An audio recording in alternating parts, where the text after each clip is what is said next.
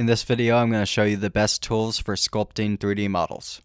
ZBrush is the industry standard for sculpting and is the most powerful sculpting tool. It's got the most powerful sculpting tools as well as more sculpting tools than any other program. It also uses a weird trick that allows it to sculpt with much higher density meshes than other programs, so you can create extra detailed models.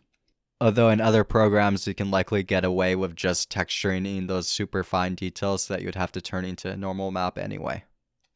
Although it has the best feeling sculpting tools, it's known for having a hard to learn interface. It has both a subscription and a perpetual license.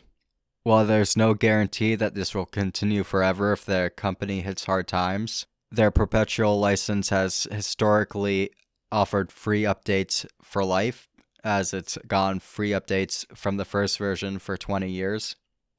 3D Coat offers voxel-based sculpting, as well as powerful tools for texturing and some of the most powerful retopology tools in the industry. A lot of people use ZBrush for sculpting and then will go into 3D Coat, another sculpting program, to retopologize.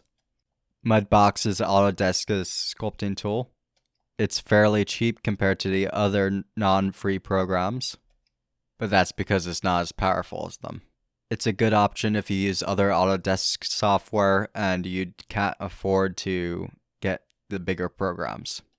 You can also do sculpting in Blender, and they're adding a lot of features to their sculpting mode now, and it's improving massively. It's free and also fairly powerful, but it's weaker compared to the paid software. It does, however, have the advantage of it being a full-featured 3D modeling program, so its non-sculpting tools can help on your sculpts as well. And it's faster to switch between modeling and sculpting. Sculptris is a simple and free program that you can use to start out with sculpting.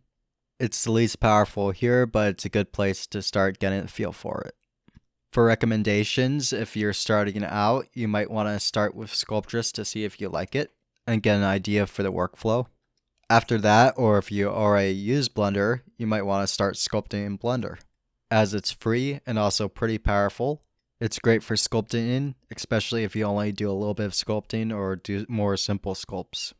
If you do a lot of advanced sculpting, you might want to go and upgrade to ZBrush, as it has the best, most powerful sculpting tools, and it can also handle a lot more polygons. If you have a preferred sculpting tool, let me know in the comments below. If you like this video, please like and subscribe and hit the notification bell to see more videos like this, including tutorials in Blender.